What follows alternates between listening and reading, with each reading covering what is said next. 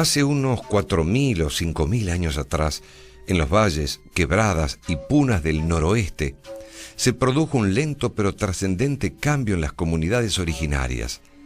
El pasaje de la caza y la recolección hacia un modo de vida sedentario basado en el pastoreo y la agricultura.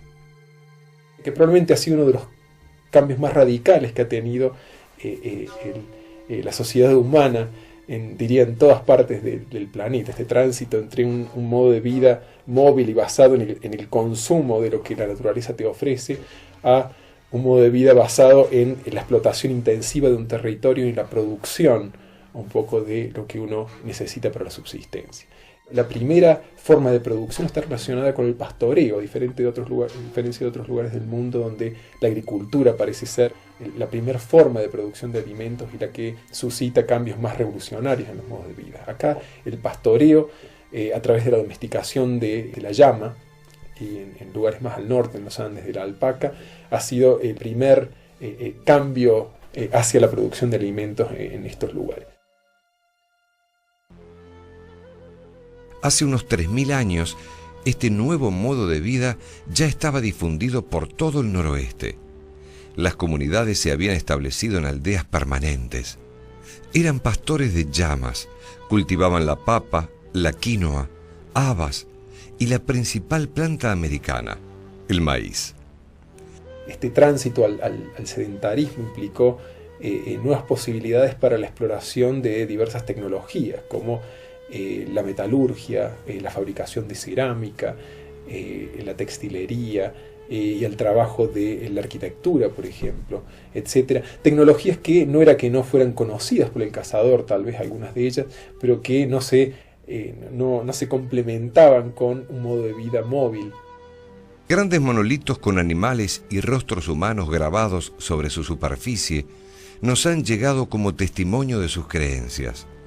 Son las primeras manifestaciones del culto a los antepasados, una de las concepciones centrales de la cosmovisión andina. Cada pueblo tenía su huaca o ídolo de piedra situado en los campos de cultivo. Eran la representación de los ancestros que habían fundado la aldea, a los cuales se veneraba y ofrendaba. Probablemente tenían una finalidad similar los llamados suplicantes, una de las expresiones más notables del arte prehispánico. Como son seres místicos, hay que recrearlos. Se los recrea a través del doble de la escultura en piedra de estos personajes, que además se adoran y se tienen en determinados lugares de culto. El vínculo con lo sobrenatural, una de las principales finalidades de las prácticas chamánicas, quedó registrado desde épocas muy tempranas. Su más destacada expresión se encuentra en el culto del jaguar, quizás el tema más representado en el arte. Cerámicas finamente trabajadas y decoradas, placas de bronce de complejos diseños y pinturas rupestres de estilo fantástico conforman un notable lenguaje simbólico. El felino, los personajes humanos, las serpientes y las aves son los principales temas que remiten a antiguas y persistentes concepciones ligadas al culto solar. Así podríamos decir que el arte indígena es, por un lado, una condensación, una representación privilegiada de la concepción del cosmos, y también es como un instrumento, un vehículo para acceder a los planos más sagrados, más trascendentes, a comunicarse y a reactualizar en este pequeño espacio de la imagen, de la danza, los principios que ordenan y mantienen el orden del cosmos.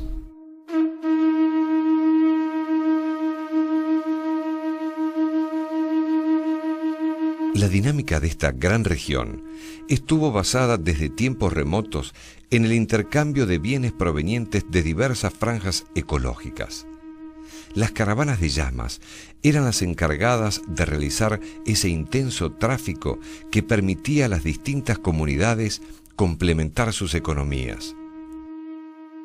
Estas caravanas permitían el desplazamiento y el viaje de ideas y de objetos a lo largo de todo el paisaje de los Andes, desde el Chaco a la Puna.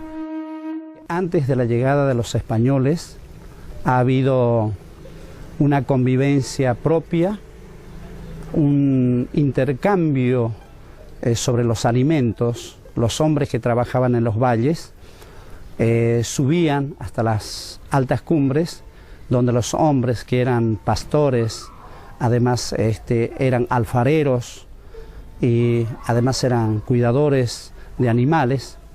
Entonces los del altiplano bajaban con los charquis, con el chuño, y de los valles subían con maíz, con papa, con batata.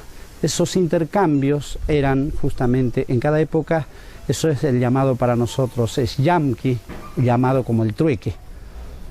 Uno de los postulados fundamentales de esta teoría del paisaje en pisos ecológicos es que en los Andes casualmente no hay mercados donde concurrirían, digamos, las gentes que viven en los distintos paisajes para poder intercambiar estos bienes. En cambio, al no tener mercado, como en el caso de Mesoamérica, se establece el hecho de que las sociedades tengan acceso a los distintos territorios, o se establece un intercambio a través de las caravanas de llama.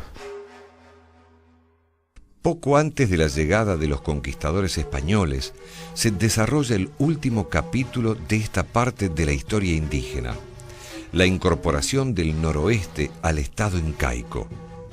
Fueron apenas 50 años, pero suficientes para imprimir una huella tan característica que perduraría a través del tiempo. El Inca no era sometedor, jamás ha tenido un esclavo, lo que sí que habían leyes que eran sagradas y respetables, donde a la mañana el saludo era amaquella, no ser perezoso, holgazán hasta el mediodía, después del mediodía hasta el atardecer, amayuya, no mentir, después del atardecer hasta el amanecer toda la noche, amasúa, no robar. Esas reglas eran sagradas.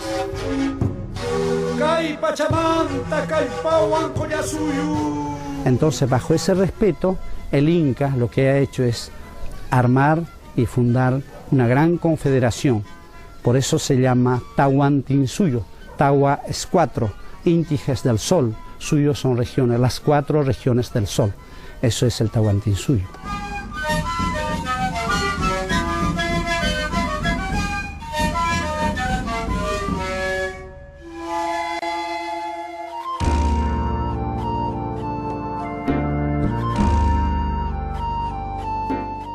Esta mirada hacia el pasado nos permite reconocer que los indígenas de la Argentina son los herederos de una larga historia de más de 12.000 años. Con el transcurso del tiempo, desplegaron diferentes modos de vida, desde los cazadores hasta las sociedades urbanas.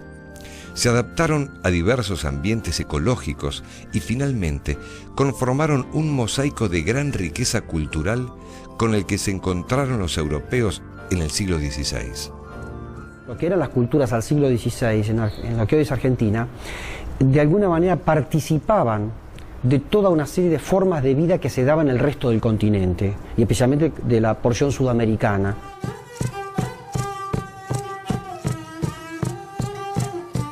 El noroeste pertenecía a la tradición cultural del mundo andino, el nordeste al de la selva amazónica. Las llanuras chaquenses se vinculaban a la región del Gran Chaco. Pampa y Patagonia tuvo un activo intercambio con el otro lado de los Andes. La revalorización de esta profunda raíz indígena permite dimensionar el parentesco cultural de nuestro país con el resto de América y reconocer que las identidades se extienden más allá de las fronteras políticas, las cuales son una construcción histórica reciente.